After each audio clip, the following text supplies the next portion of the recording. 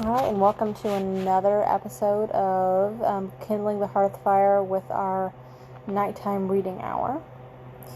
We're having a little bit of trouble with the Facebook, meaning the reason why I left Facebook Live is becoming quite evident. It just takes forever to load any Facebook page on my computer. I mean, I have no problem with it on my phone, but without my Kindle, I don't have access to the books. So, okay, it's coming up now. So, just giving everyone a heads up on this episode that we're having some technical difficulties. So we'll be starting a little bit late. So give me a minute to get this set up. Because it always just takes me a minute to get it set up. And I don't have my usual microphone, so we'll be a lot of that down on low, just so it's not as noisy, but we need the air in here, so yeah.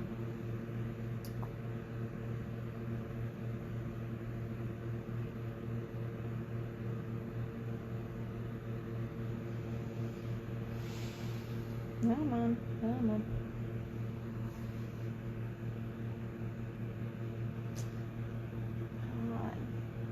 Seriously, this is why I left Facebook Live, because it is just such slow loading. Okay, but give everyone a heads up.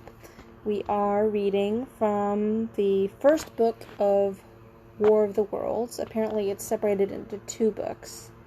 One before the Martians have enslaved humanity, and the second book is the short time they held humanity under its command, or under its thrall in some cases, and the rebellion that ensued.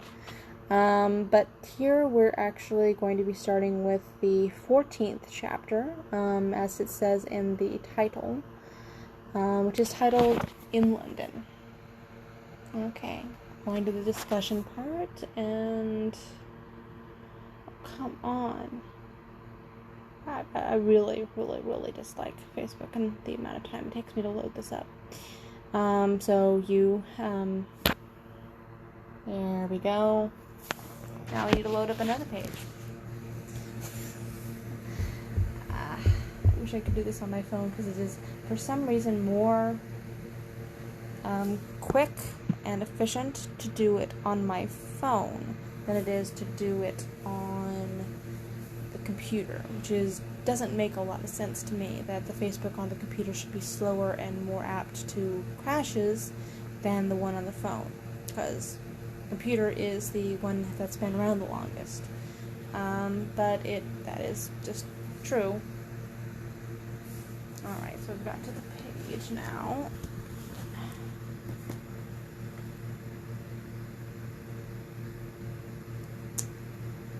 I had this up and running on my phone 5 minutes before 8 o'clock. And I thought, why don't I just switch to the computer, because I don't have my Kindle.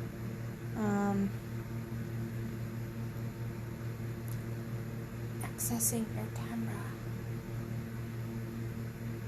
Yes, I've got a camera on my computer. Get over it. Okay, alright. So dismiss this.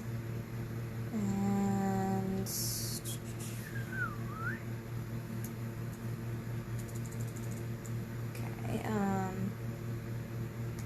nighttime reading.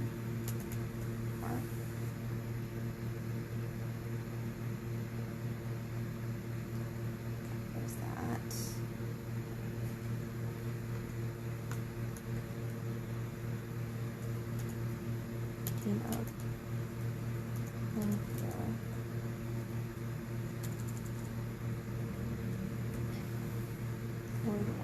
Okay, so there we go, and dismiss that. I don't want to see that. And then we'll go live. Okay. So, and then we'll get started. This is the preview. It's just taking forever to load. Once again, give me. Well, this is not freezing. Does it say I'm live? And I am live. Okay, good. It only took me 5 minutes, which is not terribly bad, actually. But, welcome to another episode of Nighttime Reading Hour with Kindling the Hearthfire, and this is hosted by me, Ash, or Ashtor. And I'm just waiting for Facebook to load so I can share to everyone that wants to join us on the live broadcast, which is on Facebook Live. And as I've stated before, Facebook has a little bit of trouble loading anything, really, on my computer. And I've got a fairly new computer, so it's got 16 gigs of RAM and over a terabyte of memory, so I don't think it's my computer that's the issue. And I don't think it's the computer connection either, because I had a similar problem at my old home where I had a much better connection. Okay, so I'm going to go over here and invite friends, and then we're going to give them about 10 more minutes to pop in. Invite a few people just to try to fill this in so that I'm not talking to nobody.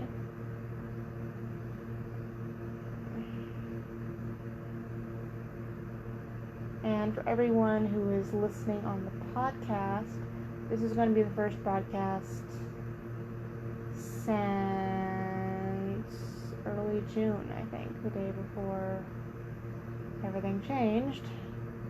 And if you've been on Facebook and you've seen my posts, you know pretty much what's going on in my life right now. And I've done an update post about this on my Patreon page if you want to go on there and take a look, because I really don't feel like getting into it right now, but just suffice to say that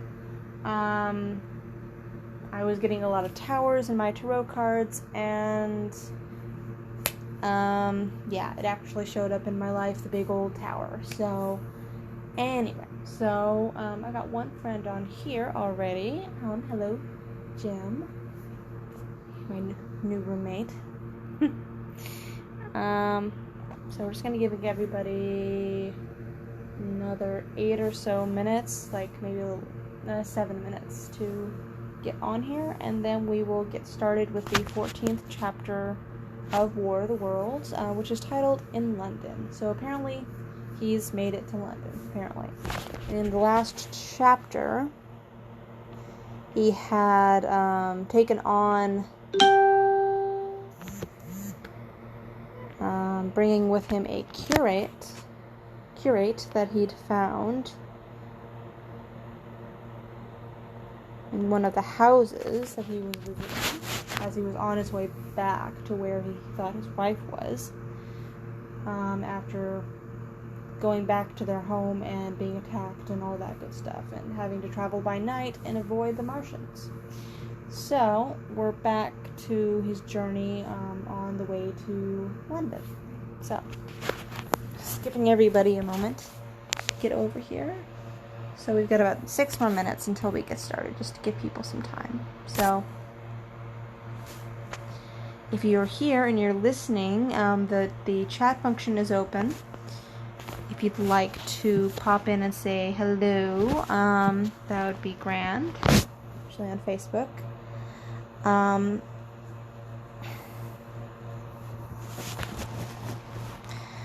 Just asking how everybody's evening is going on. I seem to be having a pretty fair evening. I got moved out of my old place completely. Everything is in the garage at this point, and I need just to sort through things and set things aside to be donated when I can donate them, and get the things that I actually do need to keep with me.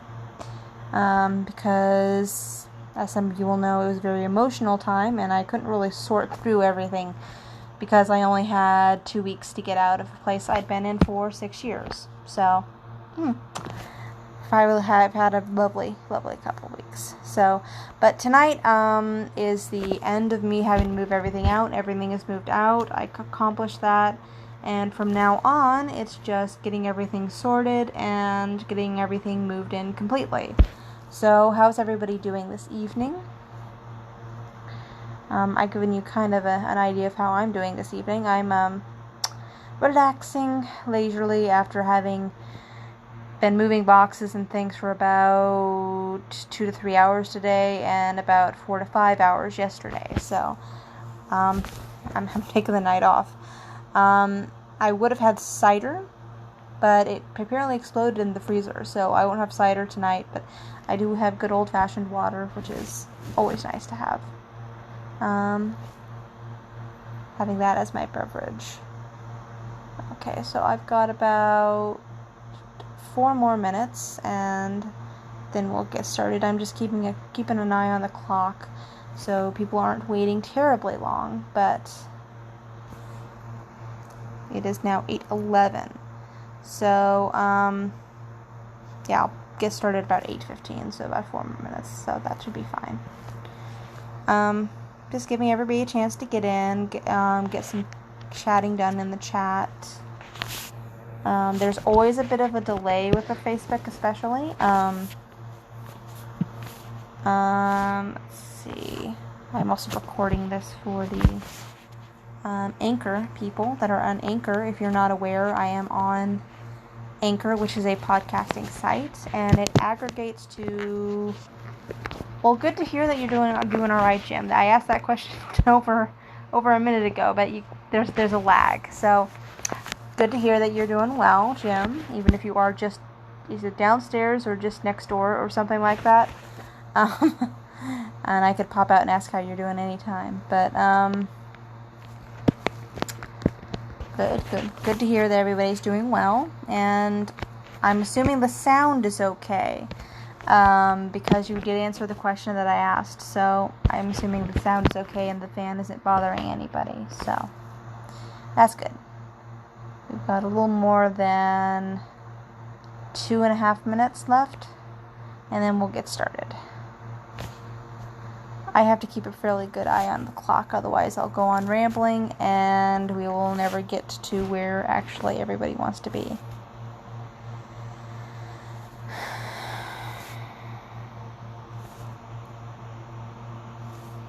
So, let's see.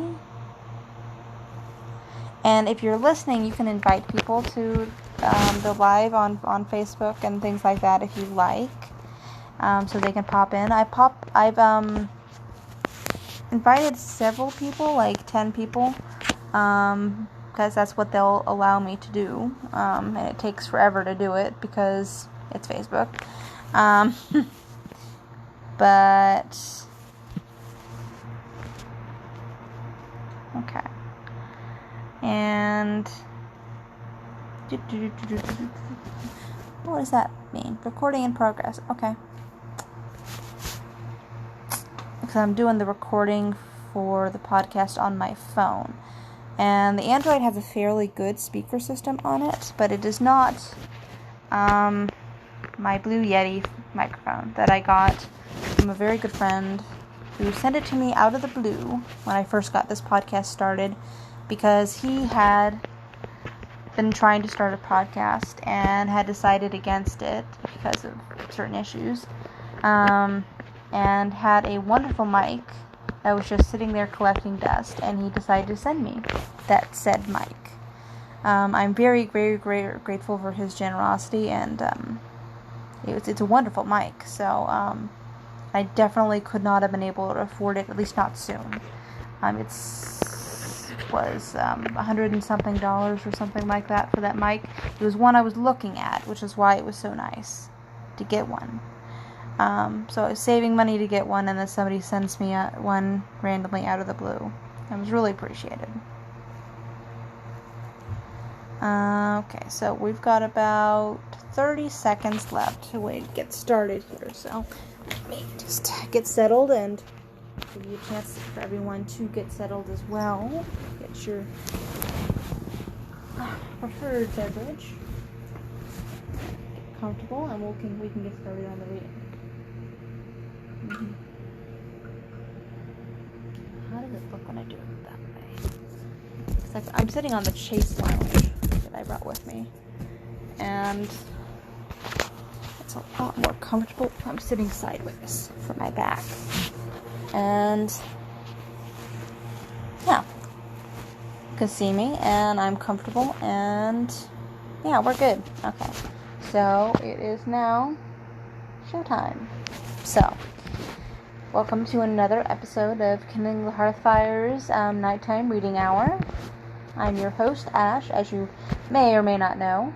Alright, and we're going to get started with Chapter 14 of War of the Worlds for Trippy Thursday. And if you have any recommendations for another title for these that it has alliteration, begins with the letter T, and has to do with the genre of what War of the Worlds falls into. So, maybe throw me a message and see if we can find a better name than Trippy Thursdays, because, yeah, I wasn't too enthused with the name. So, anyway, Chapter 14 of War of the Worlds. I'm fairly distracted today, if you can't tell. Alright, in London.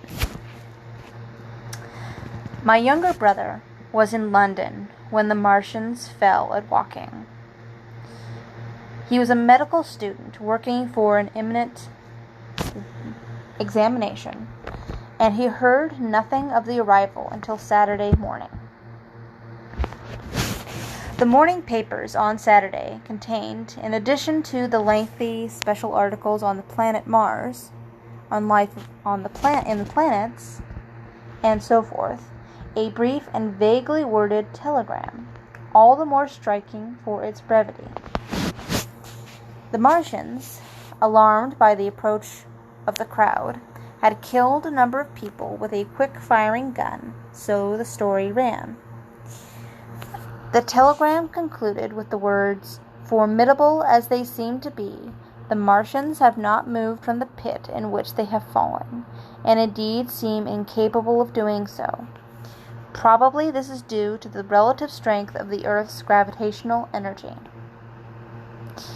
On that last text, their lead writer expanded very comfortingly. Of course, all the students in the Crammer's biology class, to which my brother went that day, were intensely interested. But there was no signs of any unusual excitement in the streets. The afternoon papers puffed scraps of news under big headlines. They had nothing to tell beyond the movements of troops about the commons and the burning of the pine woods between Woking and Weybridge, until 8. Then the St. James Gazette, in an extra special edition, announced the bare fact of the interruption of telegraphic communication. This was thought to be due to the falling of burning pine trees across the line. Nothing more of the fighting was known that night, the night of my drive to Leatherhead and back. My brother felt no anxiety about us, as he knew from the description in the papers that the cylinder was a good 2 miles from my house. He made up his mind to run down that night to me, in order, as he says, to see the things before they were killed. He dispatched a telegram, which never reached me, about 4 o'clock, and spent the evening at the music hall. In London, also on Saturday night, there was a thunderstorm, and my brother reached Waterloo in a cab. On the platform from which the midnight train usually starts, he learned, after some waiting, that an accident prevented trains from reaching Woking that night. The nature of the accident he could not ascertain. Indeed, the railway authorities did not clearly know at the time.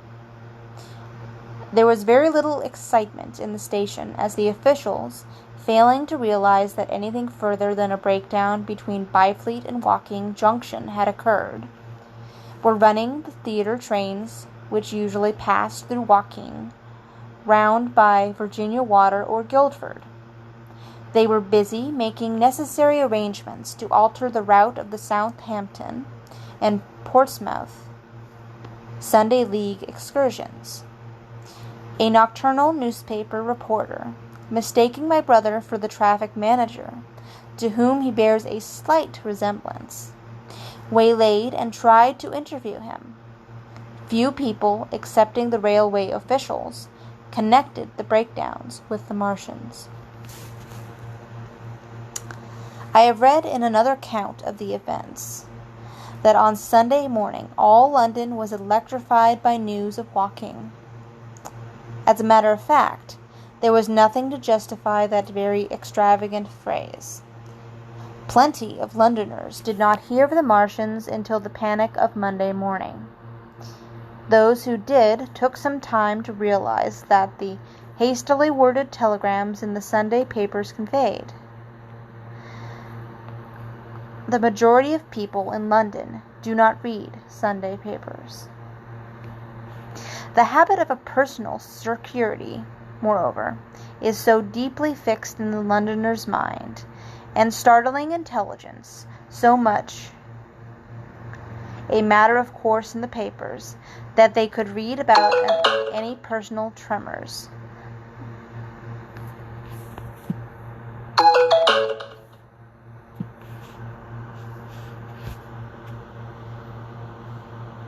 They could read without any personal tremors. About 7 o'clock last night, the Martians came out of the cylinder, and moving about under the armor of metallic shields, have completely wrecked Woking Station with the adjacent houses, and massacred an entire battalion of the Cardigan Regiment. No details were known. Maxims have been absolutely useless against their armor. The field guns have been disabled by them. Flying hussars have been galloped into Chertsey. The Martians appear to be moving slowly toward Chertsey or Windsor. Great anxiety prevails in West Surrey, and earthworks are being thrown up to check the advance in Londonward. That was how the Sunday Sun put it. In a clever and remarkably prompt handbook article in the Referee, compare the affair to the menagerie suddenly let loose in a village. No one in London knew positively of the nature of the armored Martians, and there was still a fixed idea that these monsters must be sluggish, crawling, creeping painfully. Such expressions occurred in almost all the earlier reports. None of the telegrams could have been written by any eyewitness of their advance. The Sunday papers printed separate editions as further news came to hand, some even in default of it. But there was practically nothing more to tell people until late in the afternoon, when the authorities gave the press agencies the news in their possession. It was stated that the people of Walton and Weybridge and all the district were pouring along the roads Londonward. And that was all. My brother went to church at the Foundling Hospital in the morning, still in ignorance of what had happened on the previous night. There he heard allusions made to the invasion, and a special prayer for peace. Coming out, he bought a Referee. He became alarmed at the news in this, and went again to the Waterloo station to find out if communications were restored. The omnibuses, carriages, and cyclists, and innumerable people walking in their best clothes, seemed scarcely affected by the strange intelligence that the newsvendors were disseminating. People were interested, or, if alarmed only on account of the local residents. At the station, he heard for the first time that the Windsor and the Chertsey lines were now interrupted. The porters told him that several remarkable telegrams had been received in the morning from Byfleet and Chertsey stations, but that these had abruptly ceased. My brother could get very little precise detail out of them. "There's fighting going on about the weighbridge," was the extent of their information. The train service was now very much disorganized. Quite a number of people who had been expecting friends from places in the southwestern network were standing about the station. One gray-headed old gentleman came and abused Southwestern Company bitterly to my brother. "It wants showing up," he said. One or two trains came in from Richmond, Putney, and Kingston, containing people who had gone out for the day's boating and found the locks closed and a feeling of panic in the air. A man in a blue and white blazer addressed my brother, full of strange tidings. "There's hosts of people driving into Kingston in traps and carts and things, with boxes of valuables and all that," he said. "They come from Molesey and Weybridge and Walton, and they say there's been guns heard at Chertsey, heavy firing, and that mounted soldiers have told them to get off at once because the Martians are coming. We heard guns firing at Hampton Court Station, but we thought it was thunder. What the dickens does it all mean? The Martians can't get out of their pit, can they?" My brother could not tell them.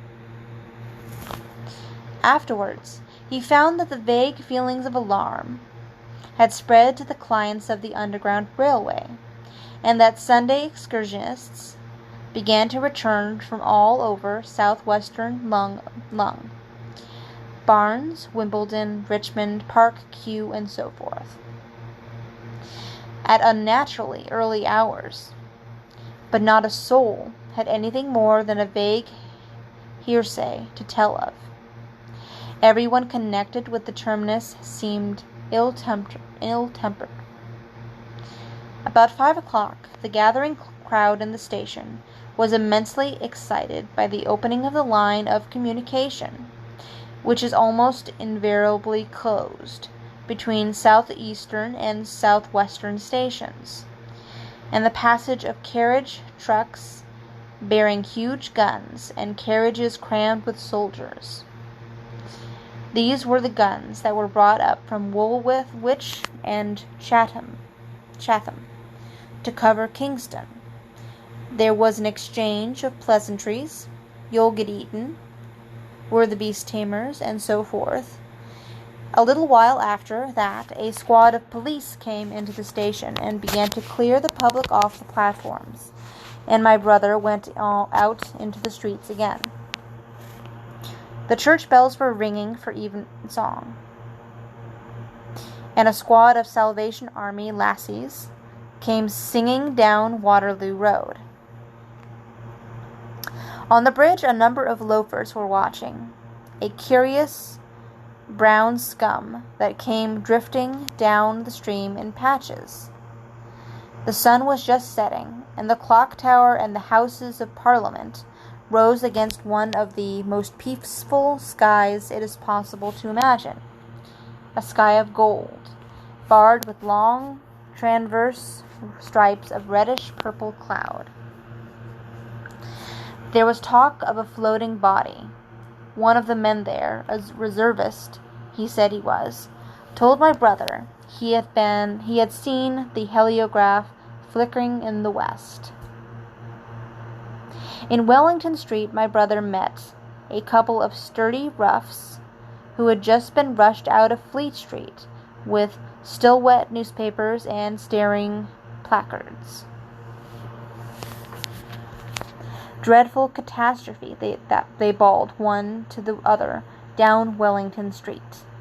"Fighting at Weybridge. Full description. Repulse of the Martians. London in danger." He had to give 3d for a copy of that paper. Then it was, and then only, that he realized something of the full power and terror of these monsters. He learned that they were not merely a handful of small, sluggish creatures, but that they were minds swaying vast mechanical bodies, and that they could move swiftly and smite with such power that even the mightiest guns could not stand against them. They were described as vast spider-like machines, nearly 100 feet high, capable of the speed of an express train, and able to shoot out a beam of intense heat. Masked batteries, chiefly of field guns, had been planted in the country around Horsell Common, and especially between the Woking district and London. 5 of the machines had been seen moving towards the Thames, and one, by happy chance, had been destroyed. In the other cases, the shells had missed, and the batteries had been at once annihilated by the heat rays. Heavy losses of soldiers were mentioned, but the tone of the dispatch was optimistic. The Martians had been repulsed. They were not invulnerable. They had retreated to their triangle of cylinders again in the circle about Woking. Signalers with heliographs were pushing forward upon them from all sides. Guns were in rapid transit from Windsor, Portsmouth, Aldershot, Woolwich, even from the north, among others. Long wire guns of 95 tons from Woolwich. Altogether, 116 were in position at or being hastily placed, chiefly covering London.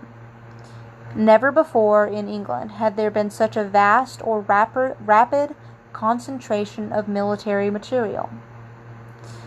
Any further cylinders that fell, it was hoped, would be destroyed at once by high explosives, which were being rapidly manufactured and distributed. No doubt, ran the report, the situation was of the strangest and gravest description, but the public was exhorted to avoid and discourage panic. No doubt the Martians were strange and terrible in the extreme, but at the outside there could not be more than 20 of them against our millions.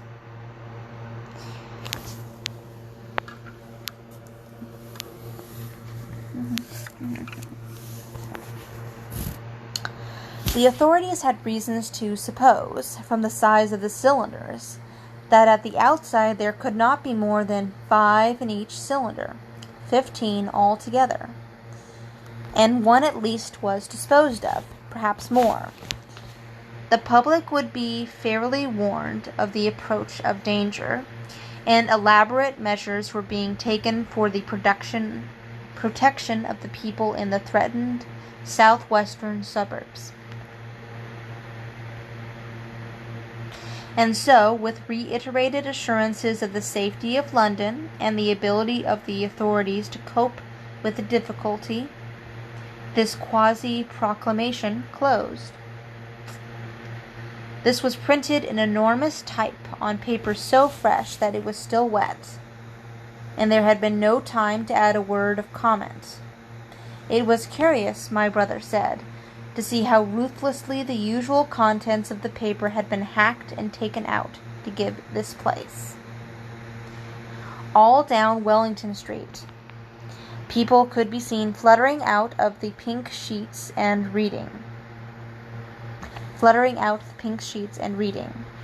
And the Strand was suddenly noisy with the voices of an army of hawkers following those pioneers. Men came scrambling off buses to secure copies. Certainly this news excited people intensely, whatever their previous apathy.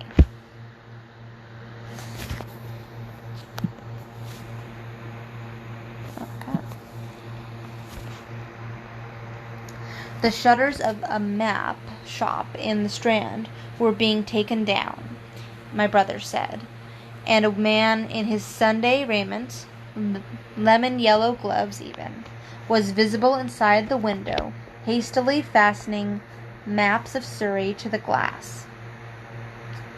Going on along the Strand to Trafalgar Square, the paper in his hand, my brother saw some of the fugitives from West Surrey.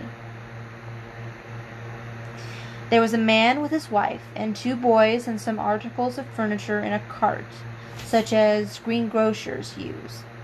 He was driving from the direction of Westminster Bridge, and close behind him came a hay wagon with 5 or 6 respectable-looking people in it, and some boxes and bundles.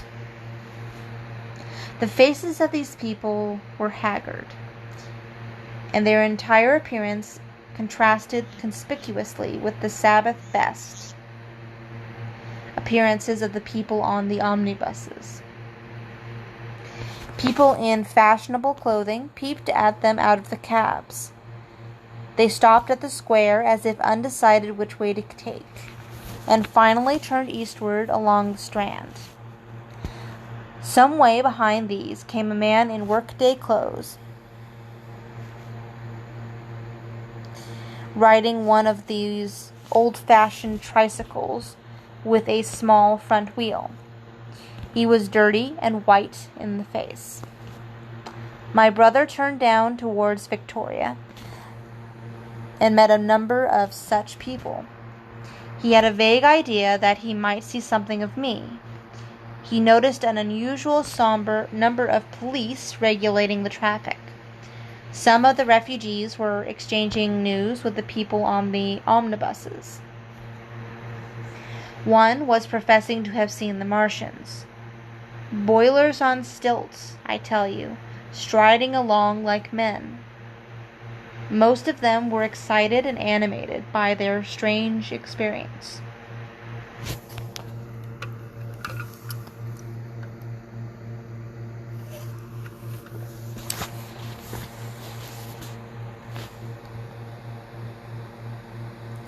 Beyond Victoria, the public houses were doing a lively trade with these arrivals.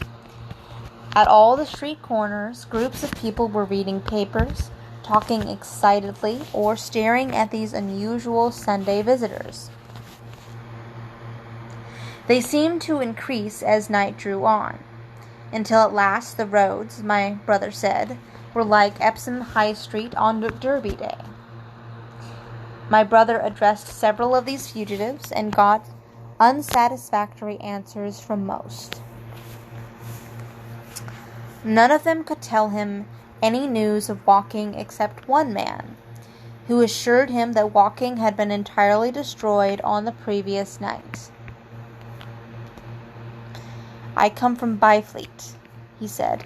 "A man on a bicycle came through the place in the early morning, and ran from door to door, warning us to come away. Then came soldiers. We went out to look, and there were clouds of smoke to the south, nothing but smoke, and not a soul coming that way. Then we heard the guns at Chertsey, and folks coming from the Weybridge. So I've locked up my house and come on." At that time, there was a strong feeling in the streets that the authorities were to blame for their incapacity to dispose of the invaders without all of this inconvenience. Of course. Excuse me. About 8 o'clock, a noise of heavy firing was distinctly audible all over the south of London. My brother could not hear it for the traffic in the main thoroughfares, but by striking through the quiet back streets to the river, he was able to distinguish it quite plainly. He walked from Westminster to his apartments near Regent's Park, about 2. He was now very anxious on my account, and disturbed at the evident magnitude of the trouble. His mind was inclined to run, even as mine had run on Saturday on military details. He thought of all those silent, expectant guns at the suddenly nomadic countryside. He tried to imagine boilers on stilts 100 feet high. There were 1 or 2 cartloads of refugees passing along Oxford Street, and several in the Marylebone Road. But so slowly was the news spreading that Regent Street and Portland Place were full of their usual Sunday night promenaders, albeit they talked in groups, and along the edge of Regent's Park there were as many silent couples walking out together under the scattered gas lamps as ever there had been. The night was warm and still, and a little oppressive. The sound of guns continued intermittently, and after midnight there seemed to be sheet lightning in the south.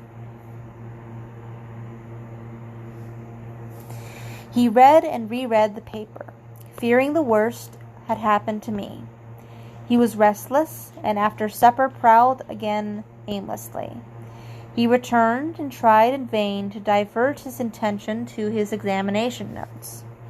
He went to bed a little after midnight, and was awakened from lurid dreams in the small hours of Monday by the sound of door-knockers, feet running in the street, distant drumming, and a clamor of bells. Red reflections danced on the ceiling. For a moment he lay astonished, wondering whether day had come or the world had gone mad. Then he jumped out of bed and ran to the window. His room was an attic, and as he thrust his head out, up and down the street there were a dozen echoes to the noise of his window sash, and heads in every kind of night disarray appeared. Inquiries were being shouted. "They are coming," bawled a policeman, hammering at the door. "The Martians are coming," and hurried to the next door. The sound of drumming and trumpeting came from the Albany Street barracks, and every church within earshot was hard at work killing sleep with a vehement, disorderly tocsin. There was a noise of doors opening, and window after window in the houses opposite flashed from darkness into yellow illumination. Up the street came galloping a closed carriage, bursting abruptly into noise at the corner, rising to a clattering climax under the window, and dying away slowly in the distance. Close on the rear of this came a couple of cabs, the forerunners of a long procession of flying vehicles, going for the most part to Chalk Farm Station, where the Northwestern special trains were loading up, instead of coming down the gradient into Easton. For a long time my brother stared out of the window in blank astonishment, watching the policemen hammering at the door after door, and delivering their incomprehensible message. Then the doors behind him opened, and the man who lodged across the landing came in, dressed only in shirt, trousers, and slippers, his braces loose about his waist, his hair disordered from his pillow. "What the devil is it?" he asked. "A fire? What a devil of a row!" They both craned their heads out of the window, straining to hear what the policemen were shouting. People were coming out of the side streets and standing in groups, and at the corners talking. "What the devil is it all about?" said my brother's fellow lodger. My brother answered him vaguely and began to dress, running with each garment to the window in order to miss nothing of the growing excitement. And presently men selling unnaturally early newspapers came bawling into the street. London in danger of suffocation. The Kingston and Richmond defenses forced. Fearful massacres in the Thames Valley. And all about him, in the rooms below, in the houses on each side and across the road, and behind in the park terraces in the 100 other streets of that part of Marylebone, and the Westbourne Park district, and St. Pancras, and westward and northward in Kilburn and St. John's Wood and Hampstead, and eastward in Shoreditch and Highbury and Haggerston and Hoxton, and indeed through all of the vastness of London from Ealing to East Ham. People were rubbing their eyes and opening windows to stare out and ask aimless questions, dressing hastily, and as the first breath the coming storm of fear blew through the streets. It was the dawn of the great panic. London, which had gone to bed on Sunday night oblivious and inert, was awakened, in the small hours of Monday morning, to a vivid sense of danger. Unable, from his window, to learn what was happening, my brother went down out into the street.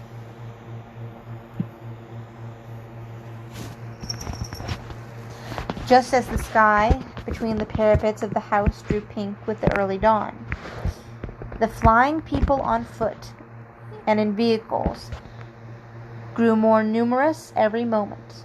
Black smoke, he heard people crying, and again black smoke. The contagion of such a unanimous fear was inevitable. As my brother hesitated on the doorstep, he saw another newsvendor approaching, and got a paper forthwith. The man was running away with the rest, and selling his papers for a shilling each as he ran, a grotesque mingling of profit and panic. And from this paper my brother read that catastrophic dispatch of the Commander-in-Chief. The Martians are able to discharge enormous clouds of black and poisonous vapor by means of rockets. They have smothered our batteries, destroyed Richmond, Kingston, and Wimbledon, and are advancing slowly towards London, destroying everything on the way. It is impossible to stop them. There is no safety from the black smoke, but in instant flight. That was all, but it was enough. The whole population of the great 6 million city was stirring, slipping, running. Presently it would be pouring en masse northward. Black smoke, the voices cried. Fire.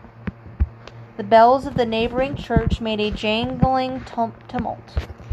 A cart carelessly driven smashed, amid shrieks and curses, against the water trough up the street. Sickly yellow lights went to and fro in the houses, and some of the passing cabs flaunted unextinguished lamps. And overhead the dawn was growing brighter, clear and steady and calm. He heard footsteps running to and fro in the rooms, and up and down stairs behind him. His landlady came to the door, loosely wrapped in dressing gown and shawl. Her husband followed, ejaculating.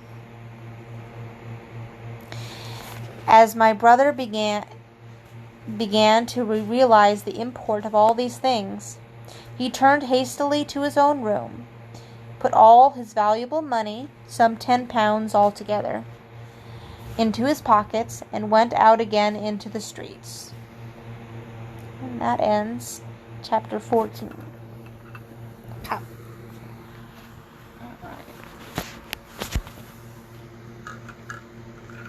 Hope everybody enjoyed that. And still recording. Okay, that's good. So I hope everybody enjoyed that, and we'll be coming in tomorrow with our usual Fairy Tale Friday.